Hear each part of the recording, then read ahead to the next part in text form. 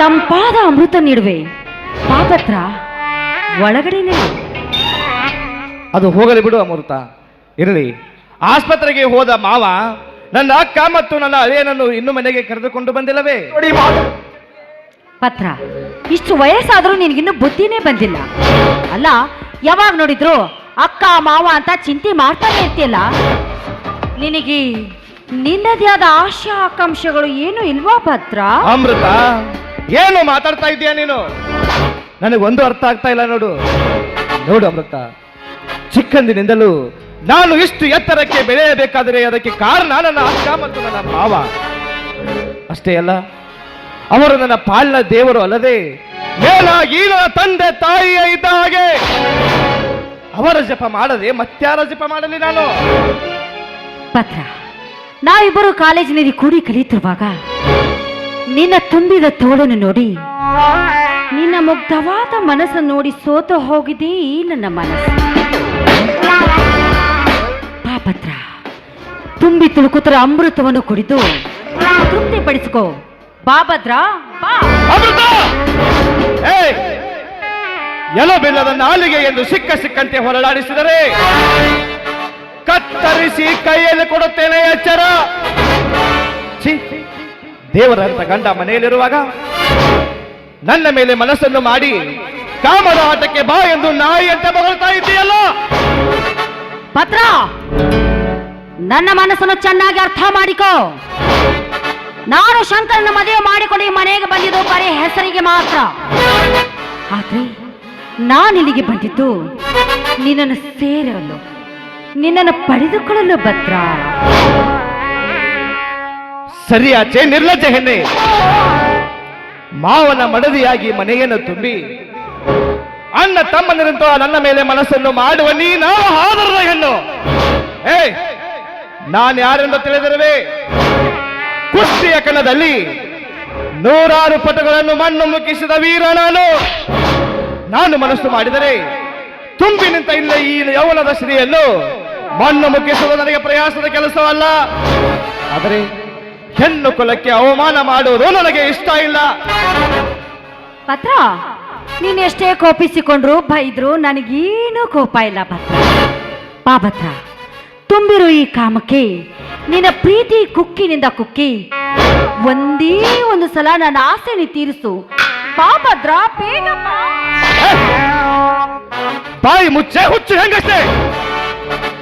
ಶ್ರೀಮಂತಿಕೆಯ ಸೊಬಗಿನಲ್ಲಿ ಸುಂದರವಾಗಿ ಬೆಳೆದ ನಿಂತ ಹೂವು 100 ಗಂಡಸರ ಕಾಮಕ್ಕೆ ಪರಿಮಳ ಬೂಸಬಹುದೆಂದು ನಾನು ಅವತ್ತೇ ಭಾವಿಸಿಕೊಂಡಿದ್ದೆ. ಪಾಪ ಹುಚ್ಚ ನಮ್ಮ ಶಂಕರ ನಿನ್ನಂತ ಗಯ್ಯಾಳ ಗಿತ್ತಿಯನ್ನು ಕರೆದುಕೊಂಡು ರಾಮ ರಾಜ ಆಗಬೇಕಾಗಿದ್ದ ಈ ನಮ್ಮ ಮನೆಯನ್ನು ರಾವಣ ರಾಜ ಆಗಿಬಿಟ್ಟ.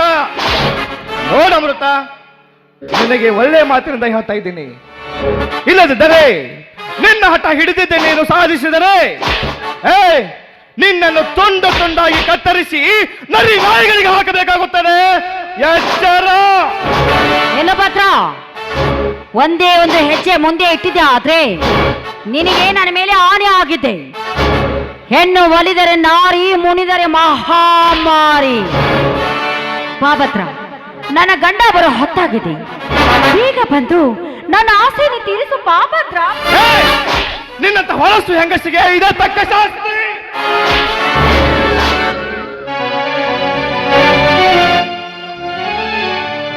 ಭದ್ರ, ಏನಿದು ನಿನ್ನ ಘೋರತನ? ಹೋಯ್ತ್ರಿ, ಎಲ್ಲ ಹಾಳಾಗೋಯ್ತ್ರಿ. ಏನ್ರಿ, ನೀವೇನಾದ್ರೂ ಸರಿಯಾದ ಸಮಯಕ್ಕೆ ಬರ್ದೆ ಹೋದ್ರೆ ನನ್ನ ಮಾನ, ನನ್ನ ಪ್ರಾಣ ಎಲ್ಲ ಹಾಳಾಗೋಯ್ತಿತ್ತ. ಅಮೃತ, ನೀನು ನುಡಿಯುತ್ತಿರುವುದು ನಾಲಿಗೆಯಿಂದನೋ ಇಲ್ಲ ಹರಕು ಚಪ್ಪಲಿಯಿಂದನೋ? ನೋಡ್ರಿ ನೋಡ್ರಿ, ನಿಮ್ ಮುಂದೆನೆ ಹೆಂಗ್ ಮಾತಾಡ್ತಾ ನೋಡ್ರಿ. ಇಷ್ಟೆಲ್ಲ ಮಾತಾಡೋ ಸುಮ್ಮನೆ ನಿಂತಿರಲ್ಲ, ಹೇಳಿ. ಬಾಯಿ ಮುಚ್ಚೋ ಬಿಕಾರಿ. ಏನೋ ನನ್ನ ಅತ್ತಿಗೆ ತಮ್ಮನೆಂದು ಯಾವ ದುರಾಲೋಚನೆ ಇಲ್ಲದೆ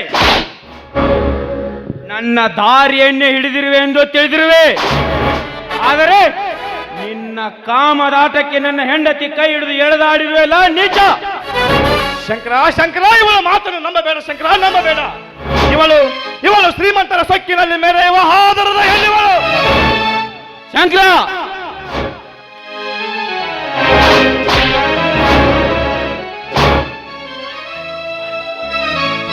ಬಾಯಿ ಮುಚ್ಚು, ಬಾಯಿ ಮುಚ್ಚು ಭಿಕಾರಿ.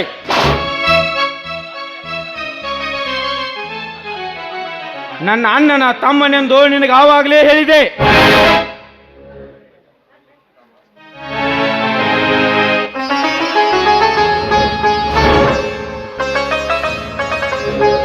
ಏನು ಶಂಕರ, ಏನು ಭಿಕಾರಿ ಅದು ಇದು ಅಂತ ಮಾತನಾಡ್ತಿದ್ದಿಲ್ಲ ಏನು? ಮಾವ, ನಿಮ್ಮ ತಮ್ಮನ ಏನು ಕೇಳ್ತಿರಲ್ಲ? ಇಲ್ಲಿ ನಿಂತಿದ್ದಾನ ನಿಮ್ಮ ಮುದ್ದಿನ ಅಳಿಯ, ಅವನನ್ನು ಕೇಳಿ. ನಿಮ್ಮ ತಮ್ಮ ಏನಾದರೂ ಸರಿಯಾದ ಸಮಯಕ್ಕೆ ಬರ್ದೇ ಹೋಗಿದ್ರೆ ಇಷ್ಟೊತ್ತಿಗೆ ನನ್ನ ಮಾನ ಪ್ರಾಣ ಎಲ್ಲ ಹಾಳಾಗೋಯ್ತಿತ್ತು. ಹೌದು ಅಣ್ಣ, ನಾನು ಬರೋಷ್ಟರಲ್ಲಿ ಈ ದಿಕ್ಕಿಲ್ಲದ ಭಿಕಾರಿ ಮಾಡಿದ್ದನ್ನು ನೆನೆಸಿಕೊಂಡರೆ ಈ ದಿಕ್ಕಿಲ್ಲದ ಭಿಕಾರಿಯನ್ನು ಕೊಚ್ಚಿ ಅನಿಸುತ್ತಿದೆ. ಏ ಶಂಕರ, ಮಾತು ಮಾತಿಗೆ ಭಿಕಾರಿ ಅನ್ನಬೇಡ, ನಾನು ಅದನ್ನು ವಿಚಾರಿಸುತ್ತೇನೆ. ಏ ಭದ್ರ, ಏನಾಯ್ತೋ ಇದು? ಮಾವ, ಇವಳು ಹೆಣ್ಣಲ್ಲ ಮಾವ, ಇವಳು ಹೆಣ್ಣಲ್ಲ. ತುಂಬಿದ ಈ ನಮ್ಮ ಸಂಸಾರದಲ್ಲಿ ಹುಳಿ ಹಿಂಡಲು ಬಂದ ರಾಕ್ಷಸಿ ಇವಳು. ಅಷ್ಟೇ ಅಲ್ಲದೆ ಸಮಯಕ್ಕೆ ತಕ್ಕಂತೆ ಬಣ್ಣ ಬದಲಾಯಿಸುವ ಊಸರ ಬಳ್ಳಿ ಇವಳು. ಭದ್ರ, ಏನೋ ಮಾತಾಡ್ತಾ ಇದೀಯಾ? ಇಂಥ ಕೆಲಸ ಮಾಡೋಕೆ ನಿನ್ನ ಮನಸ್ಸಾದ್ರೂ ಹೇಗ್ ಬಂತು? ನಿನ್ನ ನನ್ನ ತಮ್ಮ ಅಂತ ಹೇಳ್ಕೊಳ್ಳೋದಕ್ಕೆ ಅಸಹ್ಯವಾಗ್ತಾ ಇದೆ. ಹೊಡೆ ಅಕ್ಕ, ಹೊಡೆ ಅಕ್ಕ, ಹೊಡೆ ಅಕ್ಕ. ಚಿಕ್ಕಂದಿನಿಂದಲೂ ನಿನ್ನ ಕೈ ತುತ್ತನ್ನು ತಿನ್ನಿಸಿ ಬೆಳೆಸಿದ ಈ ನಿನ್ನ ತಮ್ಮ ಇಂತಹ ಹೀನ ಕೆಲಸಕ್ಕೆ ಕೈ ಹಾಕ್ತಾನೆ ಎಂದು ನಿನ್ನ ನಂಬಿದರೆ ನಿನ್ನ ಮನಸ್ಸು ತೃಪ್ತಿ ಆಗುವವರೆಗೂ ಹೊಡೆ ಅಕ್ಕ, ಹೊಡೆ. ಆದರೆ ಇಂಥವರ ಮಾತನ್ನು ಕೇಳಿ ಈ ನಿಮ್ಮ ಮನಸ್ಸಿನಲ್ಲಿ ವಿಷಯ ಬೆರೆಸಿಕೊಳ್ಳಬೇಡಿ. ನಿಮಗೆ ಕೈ ಮುಗಿದು ಕೇಳಿಕೊಳ್ಳುತ್ತೇನೆ. ನಿಮ್ಮ ಆತ್ಮ ನಿಜವಾಗಲು ನಾನೊಬ್ಬ ಕಟುಕ ನೀಚ ಎಂದು ಒಪ್ಪಿಕೊಳ್ಳುವುದಾದರೆ ಈ ಪಾಪಿಯನ್ನು ಬದುಕಿಸಲೇಬೇಡಿ. ನನ್ನ ಕತ್ತಿಚ್ಚಿ ಸಾಯಿಸಿ ಬಿಡಿ ನನ್ನನ್ನು.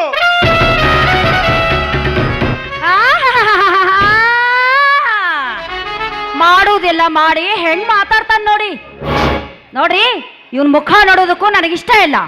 ಮಾವ, ನಿಮ್ಮ ಹಳೆಯನ ಮಾತು ನಿಮ್ಗೆ ನಿಜ ಅನ್ಸಿದ್ರೆ ನನ್ನ ಪಾಡಿಗೆ ಬಿಟ್ಬಿಡಿ. ನಾನು ಕೆರೆನೋ ಬಾವಿನೋ ನೋಡ್ಕೋತೀನಿ ಅಷ್ಟೇ. ಬಾಯಿ ಮುಚ್ಚೋ ಮದಾಂಧ. ಇನ್ನೊಂದು, ನಾನು ಹೊಡ ಹುಟ್ಟಿದ ತಮ್ಮನೆಂದು ತಿಳಿದುಕೊಂಡಿದ್ದೀನಲ್ಲೋ. ಇಂಥ ಹೀನ ಕೃತ್ಯ ಮಾಡಲು ಹೇಗಾದರೂ ನಿನ್ನ ಮನಸ್ಸು ಬಂತು? ಇನ್ನೊಂದು ಸಾರಿ ಮಾಮ ಎಂದು ನನ್ನನ್ನು ಕರೆಯಬೇಡ. ಮಲಗುವ ಮನೆ ಬಿಟ್ಟು ಮೊದಲು ಇಲ್ಲಿಂದ. ಅಮೃತ, ಈ ನಮ್ಮ ಮಾವನ ಎರಡು ಕಣ್ಣುಗಳಂತಿರುವ ನನ್ನ ಮತ್ತು ಶಂಕರನನ್ನು ದೂರ ಮಾಡಬೇಡಮ್ಮ, ದೂರ ಮಾಡಬೇಡ. ದಯವಿಟ್ಟು ನನಗೆ ಕೈ ಮುಗಿದು ಕೇಳಿಕೊಳ್ಳುತ್ತೇನೆ. ಭದ್ರ, ನಾವಿಬ್ರು ತಂದೆ ತಾಯಿನ ಕಳೆದುಕೊಂಡು ಬೀದಿಯಲ್ಲಿ ಅನಾಥರಾಗಿದ್ದಾಗ ನಮಗೆ ಬಾಳ ಕೊಟ್ಟ ಮನೆಯಪ್ಪ ಇದು. ಇಂಥ ಮನೆಯಲ್ಲಿ ಇಂಥ ಕೆಲಸ ಮಾಡಿಬಿಟ್ಟಿಯಲ್ಲೋ. ಈ ಮನೆಯ ಮಾನ ಕಳೆಯೋಕೆ ಏನಿನ ಮನಸ್ಸಾದ್ರೂ ಹೇಗೆ ಬಂತು ಭದ್ರ? ಏನ್ರಿ, ಅವನು ಚಿಕ್ಕವನು, ತಿಳಿಯದೆ ಏನಾದ್ರೂ ತಪ್ಪು ಮಾಡಿದ್ರು ಸಹ ನೀವೇ ಸ್ವಲ್ಪ ಕ್ಷಮಿಸಿಬಿಡ್ರಿ. ನಿಮ್ಮ ಕಾಲು ಶ್ರವಂತಿ, ಅವನಿಗೆ ಬಂದ ಪರಿಸ್ಥಿತಿಯೋ ನಿನಗೂ ಬಂದಿತ್ತು. ಮೊದಲು ಅವ್ರಿಗೆ ಹಾಕು ನಿನ್ನ ತಮ್ಮನನ್ನು. ಏನ್ರಿ ನೋಡಕತ್ತೀರಿ? ಕತ್ತಿಗೆ ಕೈ ಕೊಟ್ಟು ಈ ಪರದೇಶನ ಹೊರಗೆ ಹಾಕ್ರಿ. ಇನ್ನು ಯಾರು ಮನಸ್ಸು ಮುರಿಯಲೆಂದೇ ನಿಂತಿರುವೆ. ಹೊರಡು ಈ ಮನೆ ಬಿಟ್ಟು. ಬೇಡ ಶಂಕರ, ಬೇಡ. ಅಕ್ಕ, ಮಾವ, ನಾನೇ ಮನೆ ಬಿಟ್ಟು ಹೊರಗೆ ಹೋಗುತ್ತೇನೆ. ಶಂಕರ, ಆದರೆ ಹೋಗುವ ಮುನ್ನ ನನಗೊಂದು ಮಾತು ಹೇಳಿ ಹೋಗುತ್ತೇನೆ. ಈಗೇನು ನೀನು ಈ ನಿನ್ನ ಬಣ್ಣದ ಹೆಂಡತಿಯ ಮಾತಿಗೆ ಮೊದಲಾಗಿ ಬಂಗಾರದಲ್ಲಿ ನಮ್ಮ ಸಂಸಾರವನ್ನು ಕಾಲಿನಿಂದ ಒದ್ದು ನನ್ನನ್ನು ಮನೆಯಿಂದ ಹೊರಗೆ ಹಾಕ್ತಾ ಇದೆಯಲ್ಲ. ನೋಡು ಶಂಕರ, ಇದು ಇಷ್ಟಕ್ಕೆ ಮುಗುದಿಲ್ಲ. ಇದು ಅಂತ್ಯ ಅಲ್ಲ, ಇದು ಆದಿ. ಅಮೃತ, ನೋಡುತ್ತಿರು, ಇನ್ನು ಸ್ವಲ್ಪ ದಿನದಲ್ಲಿ ಈ ನಿನ್ನ ಆದರದ ಮುಖವಾಡನ್ನು ಕಳಿಸಿ ಈ ನಿನ್ನ ಸತ್ಯವಾದ ಮುಖವನ್ನು ಈ ಸಮಾಜಕ್ಕೆ ತೋರಿಸದಿದ್ದರೆ ನನ್ನ ಹೆಸರು ಭದ್ರನೇ ಅಲ್ಲ. ಬರ್ತೀನಿ ಅಕ್ಕ. ದುಃಖಿಸಬೇಡಕ್ಕ, ದುಃಖಿಸಬೇಡ. ಶಂಕರ ಈಗ ರಾಕ್ಷಸ ಹೀನದಲ್ಲಿ ಮುಳುಗಿ ಅವನು ಕೂಡ ರಾಕ್ಷಸದಂತೆ ವರ್ತಿಸ್ತಾ ಇದ್ದಾನಕ್ಕ. ಯಾರೇನು ಮಾಡೋರಕ್ಕ? ಹಣ ಬರದ ಹೊತ್ತು ಯಾರಿಗೆ ಗೊತ್ತಕ್ಕ, ಯಾರಿಗೆ ಗೊತ್ತು? ವಿಧಿ ಬರದಂತೆ ನಡೆಯಲೇಬೇಕಕ್ಕ, ನಡೆಯಲೇಬೇಕು. ಭದ್ರ ಆಯ್ತಕ್ಕ, ಭದ್ರ ಹೋಗಿ ಬರ್ತೀನಕ್ಕ, ಹೋಗಿ ಬರ್ತೀನಿ. ಸ್ವಾಮಿ ನಗಲೈತಿ ದೈವಾಲಿ ಅಳಸೈತಿ ಜೀವಾಯಲಿ ನಗಲೈತಿ ದೈವಾಲಿ ಅಳಸೈತಿ ಜೀವಾಯಲಿ ವಿಧಿಯಾಟ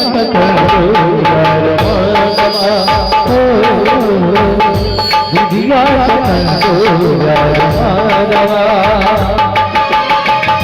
ನಗಲೈತಿ ದೈವಾಲಿ ಅಳಸೈತಿ ಜೀವಾಯಲಿ ನಗಲೈತಿ ದೈವಾಲಿ ಅಳಸೈತಿ ಜೀವಾಯಲಿ ವಿಧಿಯಾಟ ಮಾನವ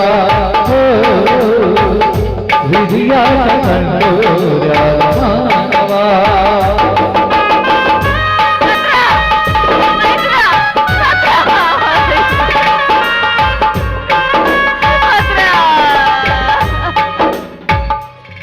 ರೀ ಏನ್ರಿ ಹೊತ್ತು ಭಾಳ ಆಗೈತಿ, ಮೊದಲು ಹೊಟ್ಟೆ ತುಂಬಾ ಊಟ ಮಾಡಿ. ಭದ್ರ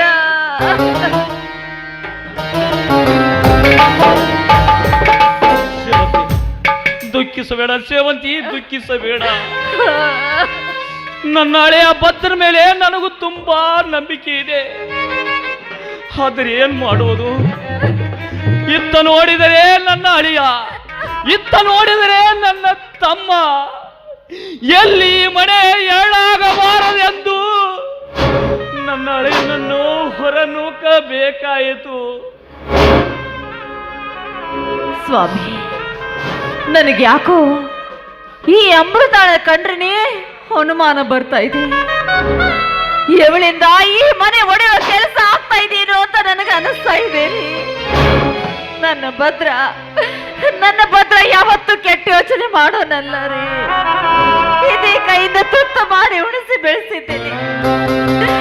ಹೆಣ್ಣಿಗೆ ಗೌರವ ಕೊಡೋ ನನ್ನ ಭದ್ರ ಇಂಥ ಕೆಲಸ ಮಾಡ್ತಾನೇನ್ರಿ? ಇಲ್ಲ, ಖಂಡಿತವಾಗೂ ಇಲ್ಲ. ಅದೆಲ್ಲಿ ಹೋಗ್ತಾನೋ, ಹೇಗಿರ್ತಾನೋ? ಅಂಥವನು ತಮ್ಮನಾಗಿ ಹುಟ್ಟೋದಕ್ಕಿಂತ ಹುಟ್ಟಿದಾಗಲೇ ಸತ್ತು ಹೋಗಿದ್ರೆ ಚೆನ್ನಾಗಿರ್ತೀನಿ.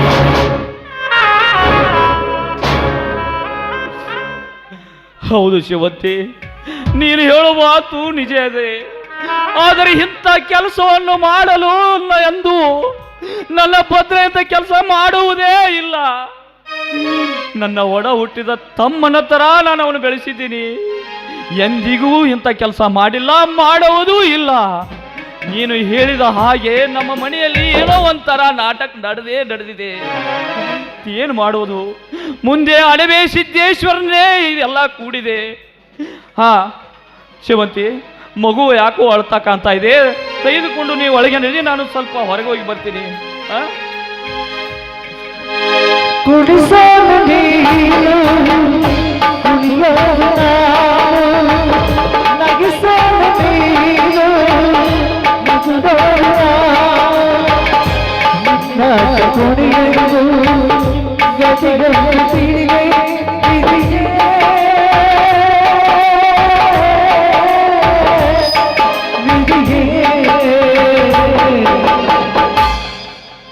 ದೇವ ಮಾರುತೇಶ್ವರ, ಏನಪ್ಪ ಇದು ನಿನ್ನ ಲೀಲೆ? ನಮ್ಮಂಥವ್ರ ಮೇಲೆ ನಿನಗೆ ಅನುಕಂಪ ಇಲ್ಲವೇ ನನ್ನಪ್ಪ? ಅನುಕಂಪ ಇಲ್ಲವೇ?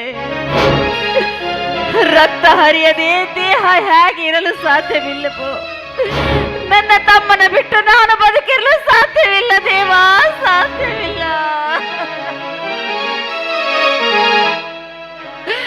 ನನ್ನ ತಮ್ಮ, ಇದೇ ನನ್ನ ಕೈಯಾರೆ ತುತ್ತುಂಡು ಬೆಳೆದ ನನ್ನ ತಮ್ಮ ಇವತ್ತು ಇದೇ ಕೈಯಿಂದ ಹೊರದೂಕುವಂತೆ ಮಾಡಿಬಿಟ್ಟಿಲ್ಲ ದೇವಾ. ಇಲ್ಲ ಇಲ್ಲ, ನಮ್ಮ ಅಕ್ಕ ತಮ್ಮಂದ್ರಿಗೆ ಬಂದ ಸಂಕಷ್ಟ ಇನ್ಯಾವ ಸಹೋದರ ಸಹೋದರಿಯರಿಗೂ ಬಾರದೆ ಇರಲಿ ಭಗವಂತ, ಬಾರದೆ ಇರಲಿ ದೇವ. ಮಾರುತೇಶ್ವರ, ಯಾರಿಗೂ ಕೇಡನ್ನ ಬಯಸ್ತಿರೋ ನನ್ನ ತಮ್ಮ ಈ ಭದ್ರಕೋಟೆಗೆ ಭದ್ರನಾಗಿ ಸದಾ ನಮ್ಮನ್ನ ಕಾಯ್ತಾ ಇದ್ದ. ಈಗ ಅವನೇ ಹೊರಟು ಹೋದ ಮೇಲೆ ಈ ನನ್ನ ಮನೆಯ ಗತಿ ಏನು ದೇವ, ಗತಿ ಏನು?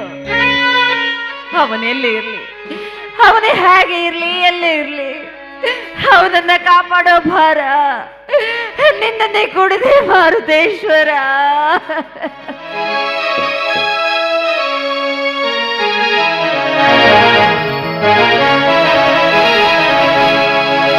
ನೀ ಕೊಟ್ಟ ಪ್ರಾಣವನ್ನು ನಿನಗಾಗಿ ನೀಡುವಾಗ ಯಾವತ್ತಿದ್ದರೂ ನ್ಯಾಯಕ್ಕೆ ಸೆರೆಮಣಿ. ಏನು ಮಾಡುವುದು? ಮಾಡದ ಅಪವಾದವನ್ನು ಹೊತ್ತುಕೊಂಡು ಮನೆಯಿಂದ ಹೊರಗೆ ಬಂದೆ.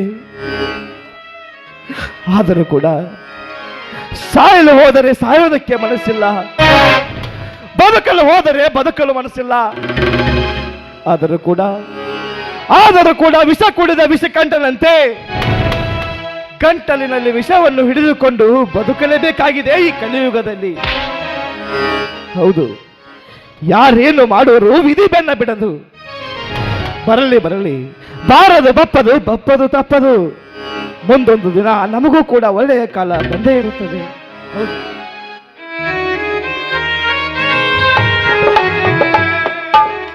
ಯಾಕಪ್ಪ ಭದ್ರ, ಮತ್ಯಾವ ಕಡೆ ನಿನ್ನ ಕುಸ್ತಿಯ ಸವಾರಿ? ಮಾವ, ಈ ಜೀವನವೇ ಒಂದು ಕುಸ್ತಿಯಕನವಾಗಿ ನಿಂತಿರುವಾಗ ಮತ್ಯಾವ ಕುಸ್ತಿಯಕನಕ್ಕೆ ಹೋಗಲಿ ಮಾವ ನಾನು? ನೀವೇ ಹೇಳಿ. ಯಾಕಪ್ಪ ಭದ್ರ, ಆ ದುಷ್ಟ ದಶಕಂಠ ನಿನ್ನ ಮೇಲೆ ಏನಾದರೂ ಮತ್ತೆ ದಬ್ಬಾಳಿಕೆ ಮಾಡಿದರೆ ಯಾರು? ಚೇಚೆ, ಹಾಗೇನಿಲ್ಲ ಮಾವ. ಯಾಕೋ ಏನೋ ಸ್ವಲ್ಪ ತಲೆ ನೋಸ್ತಾ ಇತ್ತು, ಅದಕ್ಕೆ ಸ್ವಲ್ಪ ಮನಸ್ಸು. ಇಂಥ ತಲೆ ಏನುಗಳಿಗೆ ಬಗ್ಗಲಾರದು ನಿನ್ನ ದೇಹ ಮನಗಳು. ಮಾವ, ಈಗಿನ ಕಾಲದಲ್ಲಿ ಜೇಬು ತುಂಬಿದವರು ಶ್ರೀಮಂತರಲ್ಲ ಮಾವ, ಜೇಬು ತುಂಬಿದವರು ಶ್ರೀಮಂತರಲ್ಲ. ಒಳ್ಳೆಯ ಗುಣವನ್ನು ಹೊಂದಿರುವ ನಿಮ್ಮಂತವರು ಶ್ರೀಮಂತರು ಮಾವ, ನಿಮ್ಮಂತವರು ಶ್ರೀಮಂತರು. 20 ವರ್ಷಗಳ ಹಿಂದೆ ನನ್ನ ಹಾಗೂ ನಮ್ಮ ಅಕ್ಕ ಮತ್ತು ನಮ್ಮ ಮಾವರನ್ನು ನಿಮ್ಮ ಮಕ್ಕಳೆಂದು ನಿಮ್ಮ ಮನೆಗೆ ಕರೆದುಕೊಂಡು ಹೋಗಿ ತಿನ್ನೋದಕ್ಕೆ ಅನ್ನ ಕೊಟ್ಟು, ಇರೋದಕ್ಕೆ ಒಂದು ಗುಡಿಸಲನ್ನು ಕಟ್ಟಿಕೊಟ್ಟು, ಅಲ್ಲಿ ನಮಗೂ ಸ್ವಲ್ಪ ಇರಲು ಅವಕಾಶವನ್ನು ಮಾಡಿಕೊಟ್ರಿ. ಆದರೆ ಅಂತಹ ಪವಿತ್ರವಾದ ಗೂಡಿನಲ್ಲಿ ಇಂದು ಒಂದು ರಣಹದ್ದು ಬಂದು ಅಲ್ಲಿ ನಗುನಗುನತ ಇದ್ದ ಎಲ್ಲ ಹಕ್ಕಿಗಳನ್ನು ತನ್ನ ಕೊಕ್ಕಿನಿಂದ ತೆಗೆದು ಹೊರಗೆ ಹಾಕ್ತಾ ಇದೆ ಮಾವ, ಹೊರಗೆ ಹಾಕ್ತಾ ಇದೆ. ಇಲ್ಲ ಭದ್ರ, ನೀನು ತಪ್ಪು ತಿಳಿದುಕೊಂಡ್ರಿ. ನಿನ್ನನ್ನು ಹೊರ ಹಾಕಿದ ನಿನ್ನ ಮಾವ ಶಿವನ ನೆಮ್ಮದಿರಲು ಸಾಧ್ಯವಿಲ್ಲ. ಅವನು ಮನಸ್ಸು ಎಷ್ಟೋ ನೊಂದಿಕೊಂಡಿರುತ್ತದೆ.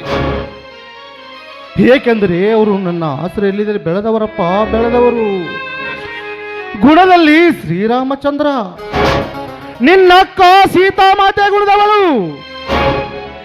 ಎಲ್ಲಿ ನಿನ್ನ ಮೇಲೆ ನಂಬಿಕೆ ಇಟ್ಟರು, ಎಲ್ಲಿ ಮೇಲೆತ್ತಿ ಮಾತನಾಡಿದರು, ತಮ್ಮನೆಯಲು ಇಬ್ಬಾಗ ಆಗುತ್ತದೆ ಒಂದೇ ಒಂದು ಕಾರಣದಿಂದ ಹೊರಗಾಕಿದರು. ಹೌದು ಮಾವ, ಪ್ರತ್ಯಕ್ಷ ಕಂಡರು ಪ್ರಮಾಣಿಸಿ ನೋಡು ಎನ್ನುವ ಮಾತು ನಮ್ಮ ಮಾವನಿಗೂ ಕೂಡ ತುಂಬಂತ ಚೆನ್ನಾಗಿ ಗೊತ್ತು. ಆದರೂ ಕೂಡ ನನ್ನ ಮೇಲೆ ಅಪವಾದವನ್ನು ಹೊರಿಸಿ ಮನೆಯಿಂದ ಹೊರಗೆ ಹಾಕಿದರು. ಆದರೆ ಅದಕ್ಕೆ ನನಗೇನು ಚಿಂತೆ ಇಲ್ಲ ಮಾವ. ಮುಕ್ಕೋಟಿ ದೇವರುಗಳಿಗಿಂತ ಮುಷ್ಟಿ ಸವೆಸಿ ಬೆಳೆಸಿದ ನನ್ನ ಮಾವ ನನ್ನ ಅಕ್ಕಂದರೆ ನನಗೆ ಮೇಲು ಮಾವ, ನನಗೆ ಅಕ್ಕಂದರೆ ಮೇಲು. ಆದರೂ ಕೂಡ ಯಾವತ್ತಿದ್ದರೂ ನಮ್ಮ ಅಕ್ಕ ಮಾವನನ್ನು ನಾನು ಸ್ಮರಣೆಯಲ್ಲಿ ಸ್ಮರಿಸುತ್ತೇನೆ ಮಾವ. ಭದ್ರ, ನೀನು ತಪ್ಪು ತಿಳಿದುಕೊಂಡಿರುವೆ. ಜೀವನದಲ್ಲಿ ಪ್ರತಿಯೊಂದು ಕ್ಷಣ ಹೋರಾಟ ಇದ್ದೇ ಇರುತ್ತದೆ. ನೀನು ಯಾವ ವಿಷಯದಲ್ಲಿ ಬಂದಿಯಾಗಿ ಹೇಳು ಮಗ, ಬಂದಿಯಾಗಿ ಹೇಳು. ಮಾವ, ನನ್ನನ್ನು ಮನೆಯಿಂದ ಹೊರಗೆ ಹಾಕಿದ್ದಕ್ಕೆ ನನಗೆ ಸ್ವಲ್ಪವೂ ಕೂಡ ಬೇಜಾರಿಲ್ಲ. ಇರಲಿ, ಪಾಪ ಅವರಾದರೂ ಆ ಮನೆಯಲ್ಲಿ ಸಂತೋಷವಾಗಿರಲಿ. ಆದರೆ ಆ ವಿಷ ತುಂಬಿದ ಹೆಣ್ಣಿನಿಂದ ಇನ್ನು ಮುಂದೆ ನನ್ನ ಅಕ್ಕ ಮತ್ತು ನನ್ನ ಮಾವರಿಗೆ ಅದು ಎಂಥ ಪರಿಸ್ಥಿತಿ ಕಾದಿದೆಯೋ ಏನೋ, ಅದನ್ನು ನಾ ಕಾಣೆ ಮಾವ. ಇಲ್ಲ ಭದ್ರ, ನಿನ್ನ ಮೇಲೆ ಎಷ್ಟೋ ಇದ್ರೂ ಅವರು ನಿನ್ನ ಮೇಲೆ ಜೀವ ಇದ್ದೆ. ಮಾವ, ಇರಲಿ, ಎಷ್ಟೇ ಆಗಲಿ ನೀವು ನನಗೆ ಸಹಾಯ ಮಾಡೋದಕ್ಕೆ ಇದ್ದೀರಲ್ಲ, ನಿಮ್ಮ ಆಶೀರ್ವಾದ ಹೊಂದಿದ್ದರೆ ಸಾಕು ಮಾವ. ಅದು ಎಂತಹ ದೊಡ್ಡ ಸಮುದ್ರವೇ ಆಗಿರಲಿ, ಈಜಿ ಮತ್ತೆ ದಡ ಸೇರಿ ಅವರವರಿಗೆ ಸೇರುತ್ತೇನೆ ಮಾವ, ಸೇರುತ್ತೇನೆ.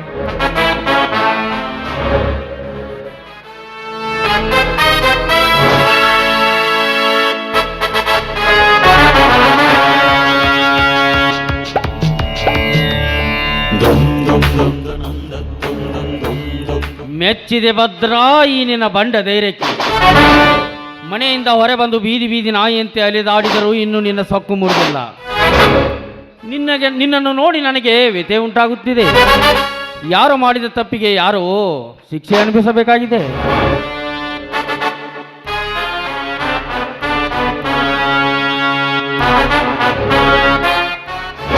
ಲೇದಶ್ಕಂಠ, ನನಗೆ ಬರುತ್ತಿರುವ ಕೋಪಕ್ಕೆ ನಿನ್ನನ್ನು ಕಚಕಚನ ಕಡಿದು ಹೆಡೆಗೆ ತುಂಬಿ ನಮ್ಮೂರ ಹೆಬ್ಬಾಳಿಗೆ ಕಟ್ಟಿದರೂ ಕೂಡ ನನ್ನ ಸಿಟ್ಟು ಆರೋದಿಲ್ಲ. ಆದರೆ ನಿನ್ನ ಪಾಪದ ಕೂಡ ತುಂಬಲಿ ಅಂತ ಕಾಯ್ತಾ ಇದ್ದೀನಿ. ನೋಡುತ್ತಿರು, ನಿನ್ನ ಪಾಪದ ಕೂಡ ತುಂಬಿದ ತಕ್ಷಣವೇ ಈ ನನ್ನ ಹರಿತವಾದ ಕೊಡ್ಲಿಗಿಂದ ಈ ನಿನ್ನ ರುಂಡವನ್ನು ನಮ್ಮ ಊರಾಗಿ ಶ್ರೀಮಾಗಲಿಗೆ ಕಟ್ಟದಿದ್ರೆ ನನ್ನ ಹೆಸರು ಭದ್ರ, ವೀರಭದ್ರನೇ ಅಲ್ಲ. ಭದ್ರ, ನಿನ್ನನ್ನು ನೋಡಿ ನನಗೆ ವ್ಯಥೆ ಉಂಟಾಗುತ್ತದೆ. ಈ ನಿನ್ನ ವ್ಯಥೆಗೆ ನನ್ನ ಮಗಳು ಕಾರಣಲಾದಳು ಎಂಬ ಭಯದಿಂದ ಹೇಳ ಬಂದಿರುವೆ. ಲೇಸಕಂಠ, ಬಾಯಿ ಮುಚ್ಚೋ ಬದ್ಮಾಸ. ಮಾಡುವುದೆಲ್ಲ ಮಾಡಿ ಒಳ್ಳೆಯವನಾಗಲು ಬಂದಿಯಲ್ಲ ಮಗನೇ. ಒಂದು ಮಾತನ್ನು ಹೇಳುತ್ತೇನೆ, ನೆನಪಿನಲ್ಲಿ ಇಟ್ಟುಕೋ ಮಗನ. ನಾಯಿ ಮನೆಯನ್ನು ಕಾಯುತ್ತದೆ, ನಾಲಿಗೆ ಮನೆಯನ್ನು ಕಾಯುತ್ತದೆ. ಎಚ್ಚರಿಲ್ಲ ಮಗನ. ಸುತ್ತು 10 ಹಳ್ಳಿಗೆ ನ್ಯಾಯಂತರ ಅಂತ ಮನೆತನದ ನೆಮ್ಮದಿ ಹಾಳು ಮಾಡಿದ ಕಟುಕಡಿನು. ನ್ಯಾಯ ಅನ್ಯಾಯ ಹೇಳುವ ಧರ್ಮ ಪೀಠದ ಮನೆ.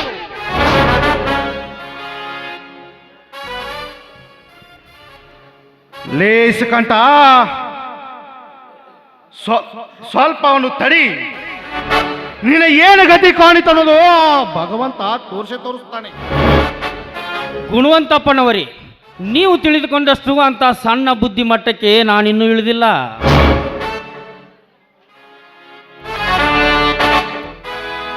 ಯಪ್ಪ ಗುಣವಂತಪ್ಪನವ್ರ, ನಮ್ಮ ದಣಿಯರು ಅಂತ ಕೆಲ್ಸಕ್ಕೆ ಹೋಗಂಗಿಲ್ವೋ ಯಪ್ಪ?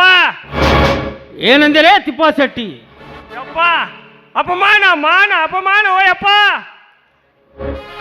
ಲೇಸ್ ಇಸಕಂಠ ಶೆಟ್ಟಿ, ನೀವು ಎಂತವರು, ನಿಮ್ಮ ಗುಣ ಎಂತದ್ದು ಅನ್ನೋದು ಇಡೀ ಸಮಾಜಕ್ಕೆ ಗುರ್ತದೆ. ಅಷ್ಟೇ ಅಲ್ಲ, ಒಂದು ಮಾತು ಹೇಳ್ತೀನಿ, ನೆನಪಿನಲ್ಲಿ ಇಟ್ಟುಕೋ ಮಗನ. ಹುಚ್ಚೆಯಲ್ಲಿ ಮೇಣ ಹಿಡಿಯುವ ಪಾಪದ ಪ್ರಾಣಿಗಳು ಅನ್ನೋದು ಅಷ್ಟೇ ಸತ್ತದ ಕಾಲು. ಗುಣವಂತಪ್ಪನವರೇ, ದೊಡ್ಡವರು ದೊಡ್ಡ ಗುಣದೆಂದರು ಮರ್ಯಾದೆ ಕೊಟ್ಟು ಮಾತನಾಡಿದರೆ ನನ್ನ ಬುಡಕ್ಕೆ ಕಡ್ಡಿ ಹಿಡಿಯಲು ಬರುತ್ತೀರಾ? ಎತ್ತರವಿರಲಿ. ನೋಡು ದಶಕಂಠ, ಒಂದು ಮಾತನ್ನು ಹೇಳುತ್ತೇನೆ, ಕೇಳು.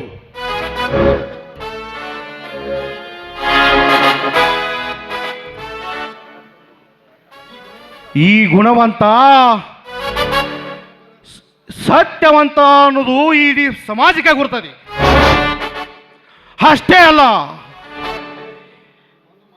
ಒಂದು ಮಾತನ್ನು ಹೇಳ್ತೀನಿ, ಚೆನ್ನಾಗಿ ನೆನಪಿನಲ್ಲಿ ಇಟ್ಟುಕೊಂಡು ಇರು.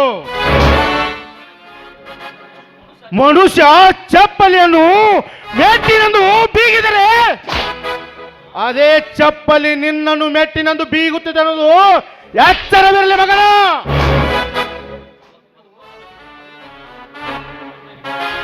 ಚೆನ್ನಾಗಿ ಬದುಕಿಕೊಳ್ಳಲು ಕಲಿತುಕೋ. ಬದುಕು ಬದುಕಿನ ಪಾಠ ನನಗೆ ಹೇಳುವೆ ಗುಣವಂತ. ಬದುಕು ಎಂಬ 3 ಅಕ್ಷರದ ವಜ್ರ ಸಿಂಹಾಸನದ ಮೇಲೆ ಈ ನಾಡ ಜನರನ್ನು ನನ್ನ ಅಳತೆ ಗೋಲಾಗಿ ಮಾಡಿಕೊಂಡಿರುವ ಈ ದಶಕಂಠನಿಗೆ ಬದುಕುವ ದಾರಿಯನ್ನು ಹೇಳಿಕೊಡುವೆಯಾ?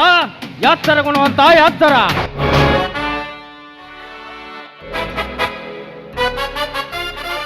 ದುಷ್ಕಂಠ, ನನ್ನ ಬುಡಕ್ಕೆ ಬರೋ ತನಕ ನಾನೇನು ಕೈಯಲ್ಲಿ ಬಳೆಗಳನ್ನು ತೊಟ್ಟುಕೊಂಡು ಅಡುಗೆ ಮನೆಯಲ್ಲಿ ಅಡುಗೆ ಮಾಡ್ತಾ ಇರ್ತೀನಿ ಅಂತ ತಿಳ್ಕೋಬೇಡ. ಈ ವೀರಭದ್ರ ಕೆರಳಿದರೆ ಸುನಾಮಿಯೇ ಆಗುವುದು, ಎಚ್ಚರ. ನೋಡುತ್ತಿರು, ಏನು ಮಾಡ್ತೀಯ ಮಾಡು. ಈ ಸುತ್ತಮುತ್ತಲು ಊರಿನ ಜನರು ನನ್ನನ್ನೇ ಕಂಡರೆ ಎಚ್ಚರಿಕೆಗೊಂಡು ಓಡಿ ಹೋಗೋರು. ಅಂತರಲ್ಲಿ ನನಗೆ ಎತ್ತರ ಹೇಳುವ ಬರುವೆಯಾ? ಎತ್ತರದಿಂದ ಇರು ಮಗನೇ, ಎತ್ತರದಿಂದ ಇರು. ದಣ್ಯರ ತಡ್ರಿ ವ್ಯಪ್ಪ, ದಣ್ಯರ ನಾನು ಬರ್ತೀನಿ. ಯಾಕ ನನ್ನ ತಂಡಿಗೆ ದೋತ್ರ ಕಳಿಯಾಕೈತೈತ್ರಿ. ಹೋಗು ದುಷ್ಕಂಠ, ಹೋಗು. ನನಗೂ ನಿನ್ನ ಅಂತಹ ಪ್ರತಿಸ್ಪರ್ಧಿಗಳೇ ಬೇಕಾಗಿದ್ದಾರೆ. ಕುಸ್ತಿಯ ಕಣದಲ್ಲಿ ಆ ಕುಸ್ತಿ ಪಟಗಳನ್ನು ಮುಗಿದು ನನಗೂ ಕೂಡ ಬೇಜಾರಾಗಿದೆ. ನಿಜ ಜೀವನವೆಂಬ ಈ ಸ್ಪರ್ಧೆಯಲ್ಲಿ ನನಗೂ ಕೂಡ ನಿನ್ನಂತ ಸ್ಪರ್ಧೆಯೇ ಬೇಕು. ಅದೇನಾಗುತ್ತೆ ಆಗಲಿ, ಈ ಭೂಮಿ ಮೇಲೆ ನಾನಿರ್ಬೇಕು, ಇಲ್ಲ ನೀನಿರ್ಬೇಕು. ಇಲ್ಲ ಭದ್ರ, ನೀನು ಒಂದು ವಿಷಯ ಹೇಳೋದು ಬಿಟ್ಟಿದ್ದಿ. ಹೇಳಿ ಮಾವ. ನಾಳೆ ನಾವು ಉತ್ತರ ಭಾರತದ ಪ್ರದೇಶದ ಕಾಶಿ ರಾಮೇಶ್ವರ ಕೊಂಡಿದ್ದೆ. ಶಿವವು ಶವಂತಿಗೆ ಭೇಟಿಯಾಗಿ ಹೋಗಿ ಹೇಳ್ತೇನೆ. ನೀನು ನಮ್ಮ ಮನೆಗೆ ಬಂದು ಬಿಡಪ್ಪ, ಹೋಗೋಣ. ಆಯ್ತು, ಬನ್ನಿ ಮಾವ, ಹೋಗೋಣ.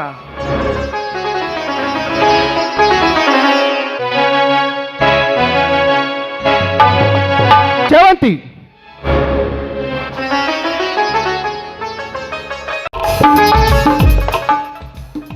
ಯಾರು? ಓ, ಗುಣವಂತಪ್ಪ ಮಾವನವರು. ಬನ್ನಿ ಬನ್ನಿ. ಇದೇನು ಮಾವ, ಬಹಳ ದಿನಗಳ ಮೇಲೆ ನಿಮ್ಮ ದರ್ಶನ. ಅಂದ ಹಾಗೆ ಇದೇನು ರೆಡಿಯಾಗಿ ಬಂದಿದ್ರಲ್ಲ? ಅದೇನು ಹೇಳಲಿ ಶವಂತಿ, ನಾಳೆ ನಾನು ಉತ್ತರ ಭಾರತದ ಪವಿತ್ರ ಸ್ಥಳವಾದ ಕಾಶಿ ರಾಮೇಶ್ವರ ಕೊಂಡಿದ್ದೀನಿ. ಬರುವುದು 1 ತಿಂಗಳಾದರೂ ಆಗಬಹುದು. ಅದನ್ನೇ ಹೇಳಿ ಹೋಗಲು ಬಂದಿ. ಸಂತೋಷ ಮಾವ, ತುಂಬ ಸಂತೋಷ. ನಮಗೆ ನಿಮ್ಮ ದರ್ಶನ ಅಂದರೆ ಜ್ಯೋತಿರ್ಲಿಂಗ ದರ್ಶನವಾದಷ್ಟೇ ನಮ್ಮ ಭಾಗ್ಯ. ಆ ಮಾರುತೇಶ್ವರ ನಿಮ್ಮ ಪ್ರಯಾಣವನ್ನು ಸುಖವಾಗಿಟ್ಟಿರಲಿ ಅಂತ ಬೇಡಿಕೊಳ್ತೀನಿ ಮಾವ. ನಂಬಿದವರು ಎಂದೂ ಕೈ ಬಿಟ್ಟಿಲ್ಲ ಅಡವಿ ಸಿದ್ದೇಶ್ವರ. ಹಾ ಸೇವಂತಿ, ನಾನು ಹೋಗಿ ಬರುತ್ತೇನಮ್ಮ. ನನಗೆ ತುಂಬಾ ಸಮಯವಾಗುತ್ತದೆ. ಸ್ವಲ್ಪ ಇರಿ ಮಾವ. ನೋಡಿ, ಅವರು ಬರೋ ಸಮಯವಾಗಿದೆ. ಇಲ್ಲಿ ನೋಡಿ, ಒಳಗಡೆ ಅಡಿಗೆ ಸಿದ್ಧವಾಗಿದೆ. ನೀವು ಊಟ ಮಾಡಿ ಬನ್ನಿ. ಅವ್ರು ಬಂದ್ಮೇಲೆ ಭೇಟಿಯಾಗಿ ಹೋಗೋರಂತೆ.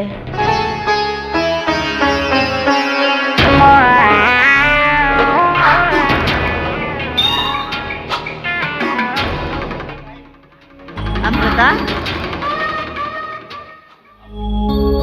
ಅಮೃತ, ಏನಮ್ಮ ಇದೆಲ್ಲ? ಇದೇನಿದು? ಇಷ್ಟೊತ್ತಿನವರೆಗೂ ಎಲ್ಲಿಗೆ ಹೋಗಿದ್ದೆ ನೀನು? ನಾನು ಎಲ್ಲಿಗೆ ಹೋದ್ರೆ ನಿನಗೇನು? ನಿನ್ನ ಕೆಲಸ ಎಷ್ಟಿದೆಯೋ ಅಷ್ಟು ಮಾಡು. ನೋಡು ಅಮೃತ, ಅಮೃತ, ಹಾಗೆಲ್ಲ ಮಾತನಾಡಬಾರದಮ್ಮ, ಮಾತನಾಡಬಾರದು. ಮನೆಯಿಂದ ಹೋದು ಹೆಣ್ಣು ಮಕ್ಕಳನ್ನು ಹೋಗದ ವಿಚಾರಿಸದೆ ನಮಗೆ ಯಾರನ್ನ ಬೇಕಮ್ಮ? ಸಂಸ್ಕಾರವಂತರು. ಹೋದವರನ್ನು ವಿಚಾರಿಸುವುದು ನಮ್ಮ ಧರ್ಮ ತಾಯಿ, ಧರ್ಮ. ಮಗುವನ ಕೈಯನ್ನು ಎತ್ತಿಕೊಂಡು 3 ಹೊತ್ತು ಬಂದವರು ಸೇವೆ ಮಾಡುತ್ತಾ ಬಿದ್ದಿರೋದಕ್ಕೆ ನಾನೇನು ಸೇವಂತಿ ಅಲ್ಲ. ನನಗೂ ಕೂಡ ನನ್ನದೇ ಆದ ಕನಸುಗಳಿವೆ. ಅಮೃತ, ಏನು ಮಾತಾಡ್ತಾ ಇದೀಯ ನೀನು? ನೋಡು, ನೀನು ಮದುವೆ ಆದ ಹೆಣ್ಣು, ಮೈ ತುಂಬ ಲಕ್ಷಣವಾಗಿ ಸೀರೆ ಉಟ್ಕೊಳ್ಬೇಕು ಹೊರತು ಅರ್ಧಂಬಂದ ಡ್ರೆಸ್ ಅನ್ನಲ್ಲ. ನಾನು ಈ ಊರಿನ ಗರ್ಭ ಶ್ರೀಮಂತನ ಮಗಳು. ನಾನು ಯಾವ ಬಟ್ಟೆ ಹಾಕಿದರೆ ನಿನಗೇನೆ? ಬಾಯಲ್ಲಿ ನಾಲಿಗೆ ಇಟ್ಟುಕೊಂಡು ಇರುವುದನ್ನು ಬಿಟ್ಟು ನನಗೆ ಪಾಠ ಹೇಳಲು ಬರ್ತಿದ್ದಾಳೆ. ಅಮೃತ, ಹಾಗೆಲ್ಲ ಮಾತನಾಡಬಾರದು. ಯಾರಿಗೆ ಯಾರು ಪಾಠ ಕಲಿಸೋದು ಮುಖ್ಯಲ್ಲ. ಬದುಕು ಕಲಿಸುವ ಪಾಠ ಇನ್ನೊಂದು ಕಡೆ ಆದರೆ ಬದುಕಿಗಾಗಿ ಕಲಿಯುವ ಪಾಠ ಇನ್ನೊಂದು ಕಡೆ ಇದೆ.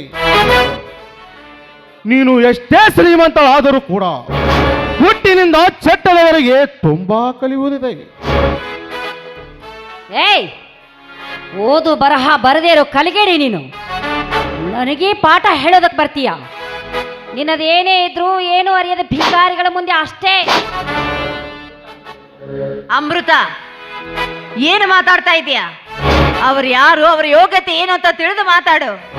10 ಹಳ್ಳಿಗೆ 10 ಜನರಿಗೆ ನ್ಯಾಯ ಹೇಳೋ ಗುಣವಂತಪ್ಪನವರು.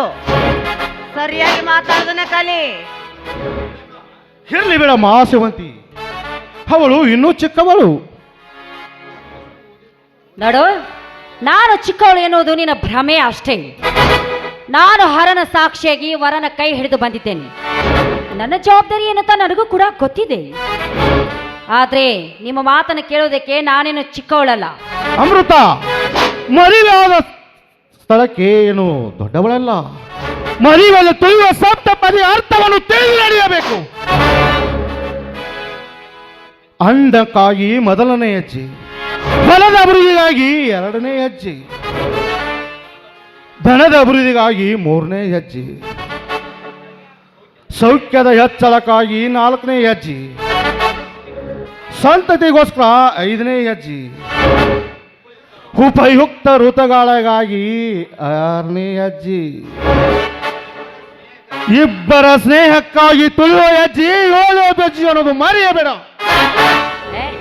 ಸಾಕು ನಿಲ್ಲಿಸ್ರಿ ಈ ನಿಮ್ಮ ವೇದ ಕಾಲದ ವೇದ ಪುರಾಣವನ್ನು. ಇದು ಕಲಿಯುಗ. ನಿಮ್ಮ ಸೂತ್ರಗಳು ಬರೀ ಹೆಸರಿಗೆ ಮಾತ್ರ ಅಲ್ಲವೇ? ಸೇವಂತಿ, ನನಗೆ ಹೋಗಲಿಕ್ಕೆ ತುಂಬಾ ಸಮಯವಾಗುತ್ತದೆ. ನಾನು ಹೋಗಿ ಬರುತ್ತೇನೆ. ಇಂಥ ಸೊಕ್ಕಿನ ಶ್ರೀಮಂತ ಹೆಣ್ಣಿನ ಮುಂದ ತಿಳಿಯುವುದು ಒಂದು ಕೋಣಿನ ಮುಂದೆ ಕಿನ್ನೂರಿ ಬಾರಿಸಿದಾಗ ನಾನು ಹೋಗಿ ಬರುತ್ತೇನಮ್ಮ. ನನ್ನ ಮೊಮ್ಮಗನನ್ನು ಚೆನ್ನಾಗಿ ನೋಡಿಕೋ. ಸರಿ ಮಾವ,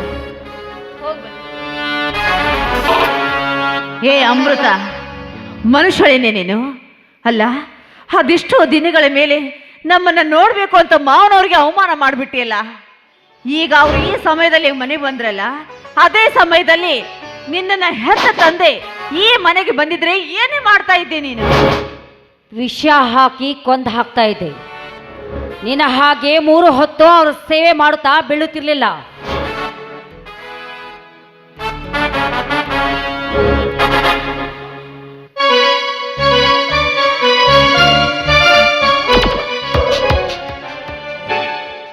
ಏನಮ್ಮ ವಿಷಯ ಅದು ಇದು ಏನು ಅಂತ ಮಾತನಾಡ್ತಿದ್ದಿಲ್ಲ? ಅದೇ ಮಾವ, ನೀವಿಲ್ಲದ ಸಮಯದಲ್ಲಿ ಕರೆಸಿಕೊಂಡು ಚಕ್ಕಂದ ಆಡ್ತಾಳಲ್ಲ ನಿಮ್ಮ ಹೆಂಡತಿ ಅವಳ ಪ್ರಿಯಕರನಿಗೆ. ಅಮೃತ, ಏನ್ ಹೇಳ್ತಾ ಇದೀಯಾ ನೀನು? ಶಿವಂತಿ, ಏನಾಯ್ತು ಇಲ್ಲಿ? ಏ ಅಮೃತ, ಲಗಾಮಿಲ್ಲದ ನಾಲಿಗೆ ಅಂತ ಬಾಯಿಗೆ ಬಂದಾಗ ಹರಡಬೇಡ್ವೆ.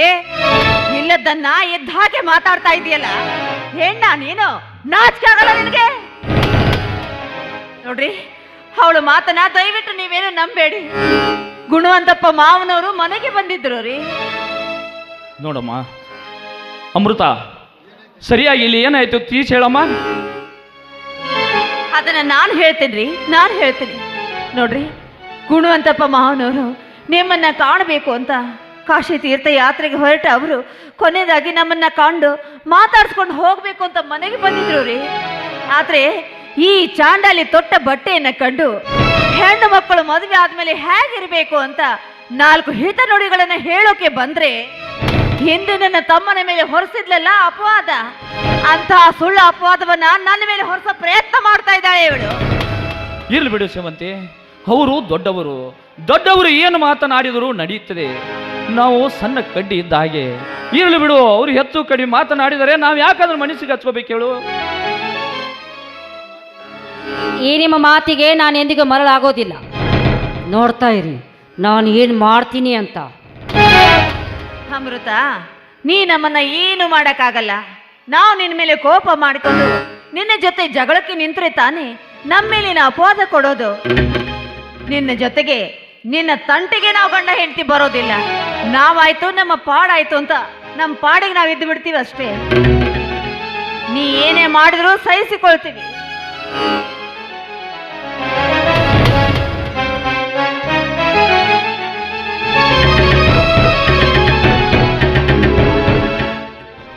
ನೋಡು ಶಿವಂತಿ, ಅವರು ದೊಡ್ಡವರು, ದೊಡ್ಡ ಗುಡ್ಡದಾಗಿ ನಾವು ಯಾಕಂದ್ರೆ ತಲೆ ಕೆಡಿಸ್ಬೇಕು ಹೇಳು? ನೋಡೋಣ, ಅವ್ರು ಏನು ಹೆಚ್ಚು ಕಡಿಮೆ ಮಾತನಾಡಿದರೆ ತಲೆ ಕೆಡಿಸ್ಕೊಳ್ಳಲಾರದೆ ಸುಮ್ಮನೆ ಇದ್ದು ಬಿಡು.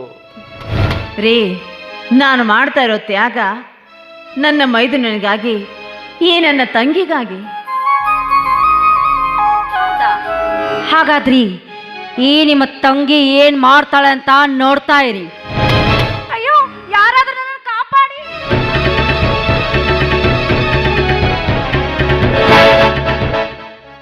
ಅಣ್ಣ, ಏನಿದು? ಅಮ್ಮನ ಹೆಂಡತಿಯನ್ನು ಕೈ ಹಿಡಿದುಕೊಳ್ಳಲು ನಾಚಿಕೆ ಆಗುವುದಿಲ್ಲವೇ ನಿನ್ನ ಜನ್ಮಕ್ಕೆ? ಅಮ್ಮ, ಏನಿಲ್ಲಪ್ಪ, ನೀನು ತಪ್ಪು ತೆಗೆದುಕೊಡಮ್ಮ. ಇಲ್ಲಿ ಏನೂ ನಡೆದಿಲ್ಲಪ್ಪ, ಏನು ನಡೆದಿಲ್ಲ.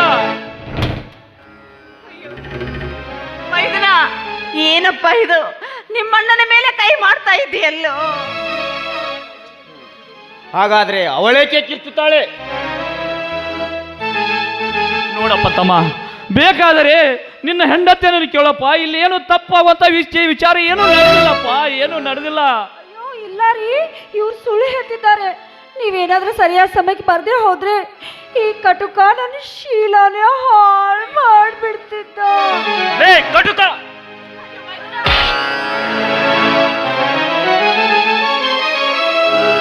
ಶಂಕರ, ಶಂಕರ, ಒಡ ಹುಟ್ಟಿದ ಅಣ್ಣನ ಮೇಲೆ ಕೈ ಮಾಡುವಷ್ಟು ಕಟಕನಾಗ್ಬಿಟ್ಟೇನೋ ನೀನು. ನೋಡ್ರಿ ನೋಡ್ರಿ, ಹೊಡೆಯಲಿ ಬಿಡು, ಹೊಡೆಯಲಿ ಬಿಡು ಸೇವಂತಿ, ಹೊಡೆಯಲಿ ಬಿಡು. ಎಷ್ಟೇ ಆಗಲಿ ನನ್ನ ಪ್ರೀತಿಯ ತಮ್ಮ. ತುತ್ತು ಊಟ ಮಾಡಿ ಉಣಿಸಿದ ಈ ಕೈಗಳು ಇಂದು ಅವನ ಅಣ್ಣನ ಮೇಲೆ ಕೈ ಮಾಡ್ತಾ ಇದ್ದೇವೆ ಎಂದು ಇರಲಿ, ಪ್ರೀತಿಯಿಂದ ಸ್ವೀಕಾರ ಮಾಡೋಣ. ನೋಡು, ನಾವು ಯಾವುದೂ ತಪ್ಪ ಮಾಡಿಲ್ಲ ಅಂದರೆ ಮೇಲೆ ದೇವರೊಬ್ಬನಿದ್ದಾನೆ ತಾನೆ, ನೋಡೇ ನೋಡುತ್ತಾನೆ. ಶಂಕರ, ನಿನ್ನ ಹೆಂಡತಿ ಹೇಳುವ ಹಾಗೆ ಇಲ್ಲಿ ಯಾವ ತಪ್ಪ ನಡೆದಿಲ್ಲಪ್ಪ, ನಡೆದಿಲ್ಲ. ಹಾಗಾದ್ರೆ ಅವಳೇಕೆ ಕಿರ್ಚುತ್ತಾಳೆ?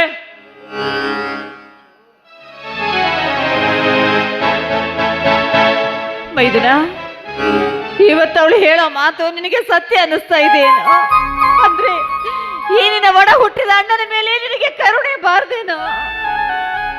ಇಲ್ಲಿವರೆಗೂ ನನ್ನ ತಮ್ಮನೇ ನನ್ನ ಆಸ್ತಿ ಅಂತ ತಿಳಿದು ಹಗಲು ರಾತ್ರಿ ಅಂತೆ ಹೊಟ್ಟೆ ಕಟ್ಟಿ ಬಟ್ಟೆ ಕಟ್ಟಿ ನಿನ್ನನ್ನು ಓದಿಸಿ ದೊಡ್ಡ ವಿದ್ಯಾವಂತನಾಗಿ ಮಾಡಿ ಒಳ್ಳೆ ನೌಕರಿ ಸಿಗಬೇಕು ಅಂತ ಅವರನ್ನೇ ಅವರೇ ತ್ಯಾಗ ಮಾಡಿಕೊಂಡ್ರಲ್ಲ, ಅವರಿಗೆ ಕೊಡೋ ಬಹುಮಾನ ಇದೆ ಏನೋ? ನೀನು ಇದೆ ಏನೋ? ಸ್ವಾಮಿ, ನೀವೆಂತ ಕೆಲಸ ಮಾಡಿಬಿಟ್ರಿ? ಈ ತಮ್ಮನಿಗೆ ನಿಮ್ಮ ಪ್ರೀತಿ ವಿಶ್ವಾಸದ ಅರಿವೇ ಇಲ್ಲದೆ ಹೋಯ್ತಲ್ಲ ರೀ. ಏನ್ರಿ ನೋಡ್ತಿದ್ದೀರಾ? ಒತ್ತು ಹೊರ ಹಾಕಿ ಇವ್ರನ್ನು, ಆವಾಗ ಬುದ್ಧಿ ಬರುತ್ತಿ ಭಿಕಾರಿಗಳಿಗೆ. ನನ್ನ ಹೆಂಡತಿ ಹೇಳಿದ್ದು ಕೇಳಿಸಿತು ತಾನೆ? ಸುಮ್ಮನೆ ಮನೆ ಬಿಟ್ಟು ಹೊರಗಡೆ ಹೋದರೆ ಸರಿ, ಇಲ್ಲವಾದರೆ ನಾನೇ ನಿನ್ನನ್ನು ಹೊರ ಹಾಕಬೇಕಾಗುತ್ತದೆ. ಅಯ್ಯೋ ಬ್ಯಾಡ್ ಬಿಡ್ರಿ, ಬೇಕಿದ್ರೆ ಈ ಭಿಕಾರಿಗಳೇ ಮನೆಯಲ್ಲಿ ಇರ್ಲಿ, ನೀವು ಬೇಕಿದ್ರೆ ಅವ್ರ ಜೊತೆ ನಿಂತ್ಬಿಡಿ. ನಾನು ಈಗಲೇ ನನ್ನ ತಂದೆ ಮನೆಗೆ ಹೋಗ್ತೀನಿ. ನಿಲ್ಲು ಅಮೃತ. ಛೇ, ಈ ಹಾಳಾದ ದರಿದ್ರದವರ ಜೊತೆ ನಾ ಇರುವುದೇ? ನಾನು ಅಲ್ಲಿಗೆ ಹೋಗ್ತೀನಿ. ಶಂಕರ, ಶಂಕರ,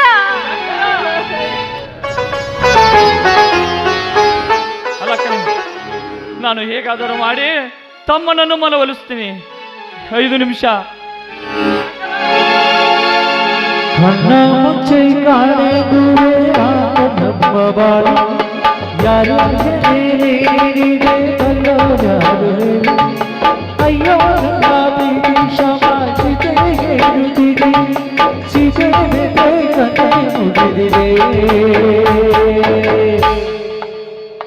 ವಿಧಿಯ ನಾಟಕ ಕುಸುಮಕ ಕಣ್ಣ ಮುಚ್ಚಿ ಕಾಡೆ ಗುಡೆಯಾದ ನಮ್ಮ ಬಾಳು ಯಾರಿದೆ ಕಣ್ಣೋರ್ಯಾರು ಅಯ್ಯೋ ಕಾಪಿದಿ ಶವಾಸಿಗಳು ಹೇಳುತ್ತಿದೆ ಛೇ, ಎಲ್ಲ ಇವಳಿಂದಲೇ ಆಗಿದ್ದು.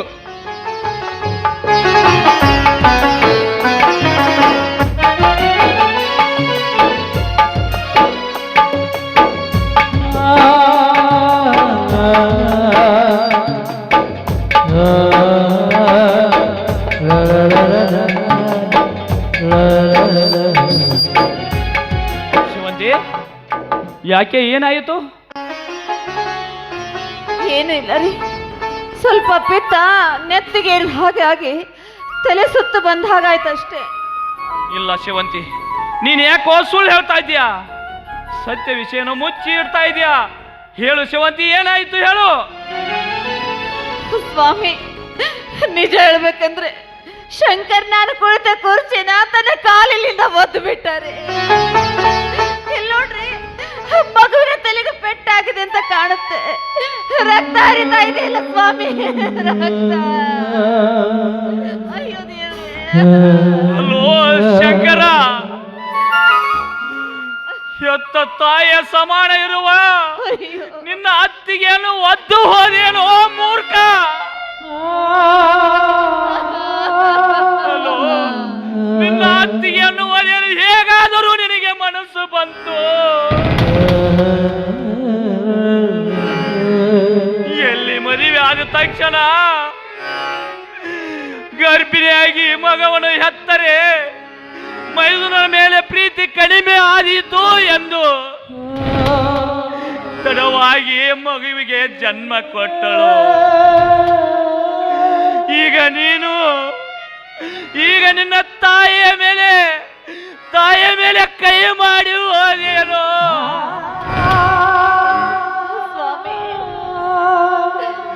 ಸ್ವಾಮಿ, ಇಲ್ಲಿ ನೋಡಿ, ಮಗುವಿನ ತಲೆಯಲ್ಲಿ ಪೆಟ್ಟು ಬಿದ್ದು ರಕ್ತ ಸೋರ್ತಾ ಇದೆಯಲ್ಲ ರೀ.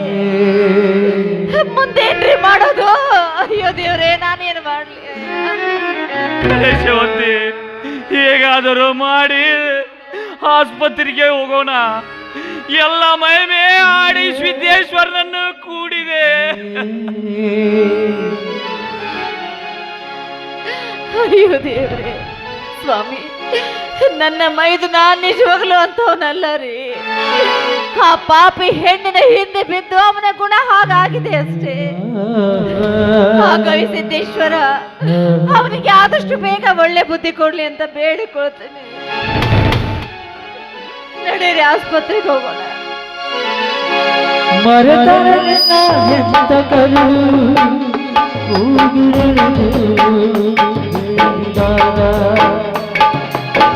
ಮರೆತರ ಜಗದ ಕಣ್ಣೀರು